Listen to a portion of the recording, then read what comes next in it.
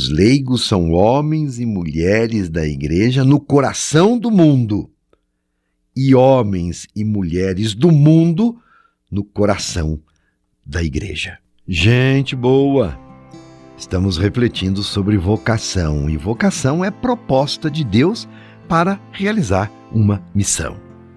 Então, todo vocacionado assume um compromisso perante Deus, diante de si mesmo e da comunidade humana. Porque, combinamos aqui, ninguém nasceu por acaso e por isso não pode viver de qualquer jeito. Temos uma vocação. Sim, somos chamados pessoalmente, mas também temos uma vocação comum, que procede do nosso compromisso batismal: ser discípulo e discípula de Jesus Cristo. Esta é uma vocação comum, que nos compromete. Daí ser necessário criar uma cultura vocacional, ou seja, buscar nos espelhar em homens e mulheres de ontem e de hoje que assumiram e assumem o chamado de Deus com alegria. Quer um exemplo concreto disso? Maria. Maria foi uma dessas pessoas. Aprendamos com ela a servir com alegria e a responder a Deus com prontidão. Ela rezou assim: eis aqui a serva do Senhor. Faça-se em mim segundo a tua palavra.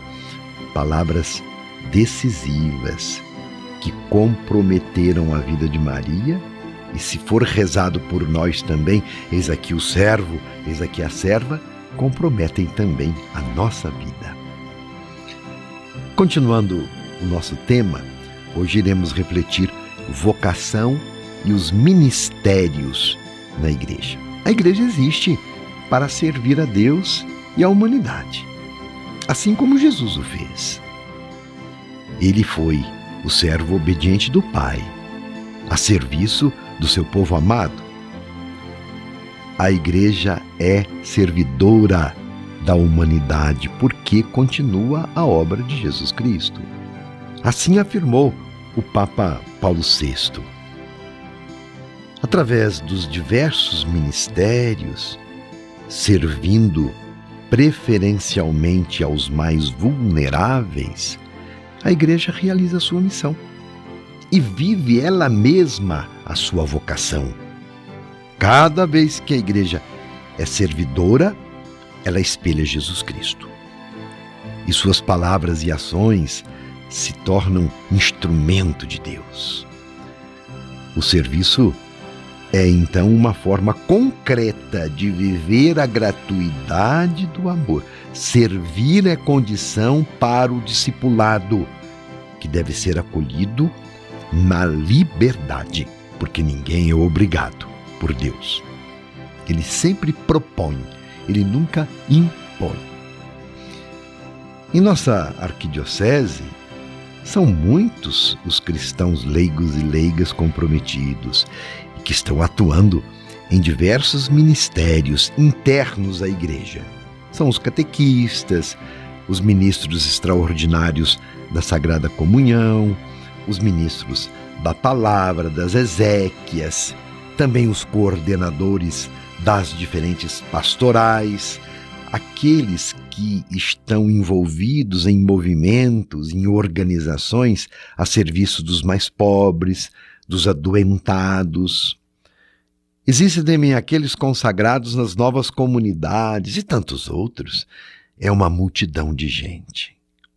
Igualmente, aqueles que participam dos conselhos pastorais e econômicos nas paróquias, sendo membros ativos da comunidade e não simples colaboradores do padre. E quem são essas pessoas? São homens e mulheres, jovens, idosos, que assumem o seu batismo e vivem a sua fé, respondem gratuitamente, servindo com amor a comunidade. Cada doação, cada serviço contribui para a unidade da igreja e, por que não, para o bem comum. Os leigos, então, exercem ministérios na igreja. E esses ministérios são múltiplos e variados. não são instituídos simplesmente, volto a repetir, para ajudar o padre, mas são instituídos por direito que deriva da graça batismal e para atender à necessidade pastoral da comunidade, é claro. Pela força do batismo, os leigos são convocados para esses ministérios da igreja. Os bispos reafirmam que os leigos são homens e mulheres da igreja no coração do mundo e homens e mulheres do mundo no coração da igreja. Repito isto. Palavra dos bispos. Os leigos são homens e mulheres da igreja no coração do mundo e homens e mulheres do mundo no coração da igreja. Os cristãos católicos não podem ser simplesmente igrejeiros, pessoas que vão à igreja só para cumprir uma obrigação, um preceito. Seria muito pouco isto. Somos todos chamados a ser mais. Somos missionários, testemunhas e anunciadores da boa nova de Jesus Cristo como fermento de transformação na igreja e na sociedade. E como já dissemos, o mundo é o campo de atuação de todo cristão batizado. Fé e vida. Uma vez eu me surpreendi com uma pergunta. Dom Darcy, eu posso recusar ao chamado de desempenhar uma missão na igreja? Por exemplo, quando o padre me chama, me convida para ser ministro da Eucaristia, eu posso me esquivar?